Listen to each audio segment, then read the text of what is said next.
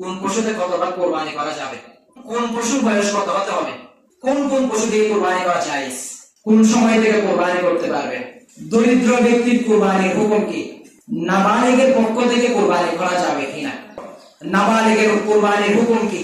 তো নেসাবের মেয়াদ কতদিন, মালিকের নেসাব কে, নেসাবের পরিমাণ কতটুকু, কার উপরে কোরবানি আছে, এটা আমাদের জানা দরকার। সুস্থ মস্তিষ্ক, সুস্থ মস্তিষ্ক মানে পাগল নয়, মস্তিষ্ক ভালো, সুস্থ মস্তিষ্ক, বারে সামর্থ্যবান ব্যক্তি, সুস্থ মস্তিষ্ক, বারে সামর্থ্যবান ব্যক্তি, মুকিম, এদের উপর কুরবানি ওয়াজিব, মানে করতেই হবে, না করলে গুনাহগার হবে। মালিকের নেসাব কে, নেসাবের পরিমাণ কতটুকু, নেসাবের পরিমাণ হচ্ছে 52.5 ভরি রূপা। 52.5 ভরি রূপার পরিমাণ অর্থ বা সম্পদ যার কাছে আছে তাকেই বলা হয় মালিকের নেসাব বা সাহেবের নেসাব। নেসাব পরিমাণ সম্পদের মালিক। 52.5 ভরি রূপার দাম কি পরিমাণ এখন বর্তমানে সেটা যাচাই করে অনেক অনেক কথা 90,000 বেশ কমও হতে পারে, এটা কথা 90,000 টাকা 52.5 ভরি রূপার দাম। যদি এরকম হয় তাহলে 90,000 টাকা যার কাছে আছে, সেটা হাতে থাক বা ব্যাংকে থাক বা কোনো জায়গায় রাখছে, মালিকানা নিজেরই, তাহলে তার উপর কোরবানি ওয়াজিব। এখানে আরেকটা বিষয় যোগ করবেন, মনে করেন 90,000 টাকার উপর কোরবানি, আপনার কাছে আছে 50,000 টাকা, বাকি আপনার বাড়িতে কিছু অপ্রয়োজনীয় জিনিস আছে, এটা আপনার প্রয়োজনে আসে না। আপনার গাড়ি আছে, গাড়ি একটা নিজে ব্যবহার করেন, আরেকটা দিয়ে দিচ্ছেন, ভাড়া দিয়ে দিচ্ছেন, বা এটা অপ্রয়োজনীয়, এটা হিসাব করবেন। আপনার দোকান আছে 2টা, এক দোকানের ইনকাম দিয়ে আপনার সংসার চলে, তাহলে আরেক দোকানটা কি আপনার এক্সট্রা, এটা অপ্রয়োজনীয়। এক দোকানের ইনকাম দিয়ে আপনার সংসার চলে যায়, আরেক দোকানেরটা এক্সট্রা, এই এক্সট্রা যেটা অপ্রয়োজনীয় সেটা আপনি আপনার নেসাবে হিসাব করবেন। এইভাবে যত কিছু আছে ওই টাকাগুলো সব কিছুর মূল্য নেসাবের সাথে হিসাব করবেন। হিসাব করে দেখবেন আপনার নেসাব পরিপূর্ণ হয়েছে কিনা, বর্তমান বাজার দরে 52 ভরি রূপার দাম হয়েছে কিনা। তো নেসাবের মেয়াদ কতদিন, কুরবানির ক্ষেত্রে নেসাবের মেয়াদ হচ্ছে 3 দিন। দেখেন ঈদুল আজহা দিন, ঈদুল আজহার দিন যদি কেউ এই নেসাব পরিমাণ সম্পদের মালিক হয়েছে তখন তার উপর কোরবানি ওয়াজিব। এটা 1 বছর 1 দিন 2 দিন যেতে হবে এরকম কোনো কথা না। জিলহজ মাসের 10, 11, 12, জিলহজ মাসের 10, 11, 12 এই 3 দিন কোরবানির দিন, আইয়ামে নাহার বলা হয় এগুলোকে। এই 3 দিনের মধ্যে কেউ যদি নেসাব পরিমাণ সম্পদের মালিক হয়ে, আপনি কারো কাছে নেসাব পরিমাণ টাকা, আপনার কারো কাছে আছে 1 লাখ টাকা, কারো কাছে আপনি ঋণ দিচ্ছেন, সে আপনার থেকে নিছেন, কুরবানির দিন সকালে বা যে কোনো সময় বা জিলহজ মাসের 10, 11, 12 3 দিনের মধ্যে যে কোনো দিন আপনাকে আপনার টাকা দিয়ে দিছে, 1 লাখ টাকা আপনি পাবেন, আপনাকে ওই টাকা কি করে দিছে, দিয়ে দিছে, সাথে সাথে আপনার উপর কোরবানি ওয়াজিব। বুঝতে পারছেন? মাসআলা নাবালিগের কোরবানির হুকুম কি। নাবালিগ শিশুর যত টাকা পয়সা থাকবে থাকে না, মা বাবা নাবালিগ শিশুর নামে সম্পদ লিখে দেয়, বা মা বাবা নাই সম্পদ সংগ্রহ, নাবালিগ শিশু যত সম্পদ থাকবে থাক, নাবালিগ করে তার উপর কোরবানি ওয়াজিব নয়। নাবালিগের পক্ষ থেকে কোরবানি করা যাবে কিনা, হ্যাঁ নাবালিগের পক্ষ থেকে কোরবানি করতে পারবে, আপনি চাইলে তার পক্ষ থেকে কোরবানি করতে পারবেন, কিন্তু সেটা নফল হবে, ওয়াজিব হবে না। দরিদ্র ব্যক্তির কোরবানির হুকুম কি।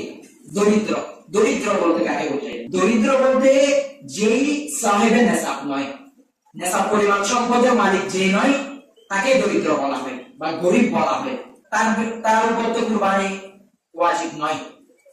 দরিদ্র ব্যক্তির উপর কোরবানি ওয়াজিব নয়, তবে যদি কেউ চায় করতে পারবে, যথেষ্ট পরিমাণ সম্পদের মালিক সেই নয়, এটা নফল, ওয়াজিব নয়। কোন সময় থেকে কোরবানি করতে পারবে, যে এলাকায় ঈদের নামাজ হয় ওই এলাকায় ঈদের নামাজের পর থেকে কোরবানি করবে। ঈদের নামাজের আগে যদি কেউ কোরবানি করে কোরবানি হবে না। কোরবানি পশু কিনছে, পশু কেনার পরে পশু হারাই গেছে বা মারা গেছে, তখন কি করবে, এখানে বিষয়গুলো খেয়াল করবেন। পশু কিনছেন, পশু মারা গেছে, সেটা যদি ধনী ব্যক্তির বিষয়ে হয় যার উপর কোরবানি ওয়াজিব, এইরকম ব্যক্তির বিষয়ে যদি হয়, ধনী ব্যক্তি যদি হয়, একটা পশু কিনে তার কোরবানি দিতে হবে যদি ধনী হয়। আর যদি গরিব হয় তার আর কোনো পশু কিনতে হবে না, মারা গেছে তো মারা গেছে, সে আর না কিনলেও চলবে। আর যদি পশু হারাই যায়, কারো পশু কিনছে হারাই গেছে, এটা যদি ধনী হয় তার আরেকটা পশু কিনতে হবে, কিনে কোরবানি দিতে হবে। আর যদি গরিব হয় তার আর কোনো পশু কিনতে হবে না। আরেকটা বিষয় দেখেন, পশু হারাই গেছে, ধনী ব্যক্তি পশু আরেকটা কিনছে, কোরবানি দিবে। এখন কুরবানির আগে দেখতেছে তার ওই হারানো পশুটাও ফিরে গেছে, তার এখন পশু হয়েছে কয়টা?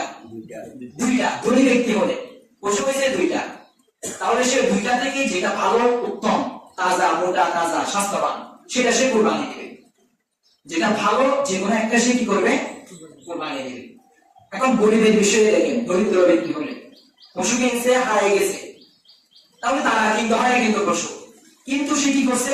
আরেকটা পশু কিনছে, কেনার পরে তার ওই পশুটা, আগের পশুটা ফিরে আসছে। গরিব ব্যক্তি তার আগের পশুটা কি হয়েছে? ফিরে আসছে। এমন সময় তার পশু হয়েছে কয়টা? দুইটা। সেই দুটোই কুরবানি দিতে হবে। যদি গরিব হয়, দরিদ্র ব্যক্তি হয়, তার দুটা পশু কি করতে হবে? কুরবানি দিতে হবে। কোন কোন পশু দিয়ে কুরবানি করা যায়? 6টা পশু দিয়ে কুরবানি করা যায়। কয়টা? 6টা। সবগুলো গৃহপালিত হতে হবে। উট, এক নাম্বার কি? উট। গরু, মহিষ, ছাগল, দুম্বা, ভেড়া। উট, গরু, মহিষ, ছাগল, দুম্বা, ভেড়া, 6টা পশু। এই 6টা পশু দিয়ে কুরবানি করা জায়েজ। এগুলো গৃহপালিত হতে হবে। কোন পশুর বয়স কত হতে হবে? উট 5 বছর। উটের বয়স কত? 5 বছর। এরপরে গরু, মহিষ 2 বছর। গরু, মহিষের বয়স কমপক্ষে 2 বছর হতে হবে। ছাগল, ভেড়া, দুম্বা, এই 3টা, এগুলোর বয়স কমপক্ষে 1 বছর। বয়স কমপক্ষে 1 বছর হতে হবে। এখন ছাগল বা ভেড়া, দুম্বা, আপনার স্বাস্থ্যবান, মোটা তাজা, দেখতে দেখা যায় যে এটা 1 বছর হয়েছে, একেবারে কমপক্ষে 6 মাস, কিন্তু দেখতে দেখা যায় যে এটা বয়স 1 বছর হবে, এটা আইডিয়া করা যায় বয়স 1 বছর হয়েছে, এরকম স্বাস্থ্যবান, সেটা দিয়ে কুরবানি জায়েজ। কিন্তু ছাগল, সেটা 1 বছর পরিপূর্ণ না হলে কুরবানি সম্ভব না। যেহেতু আমরা অধিকাংশ ছাগল দিয়ে দিই, তাহলে ছাগলেরটা ভালো করে খেয়াল করবেন। ছাগলের যদি 1 বছর না হয়, তার কোনোভাবে এটা দিয়ে কুরবানি সম্ভব না। 1 বছর অবশ্যই হতে হবে ছাগলের। আর গরু, মহিষ কমপক্ষে 2 বছর হতে হবে। 2 বছরের কম হলে এটা দিয়ে কুরবানি হবে না। কোন পশুতে কতবার কুরবানি করা যাবে? উট, গরু, মহিষ, এটা তো আমরা সকলে জানি 7 ভাগ। 7 ভাগে কুরবানি করা যাবে। আর ছাগল, ভেড়া, দুম্বা, এগুলো 1 ভাগ, এগুলোর 1 ভাগের বেশি দেওয়া যাবে না।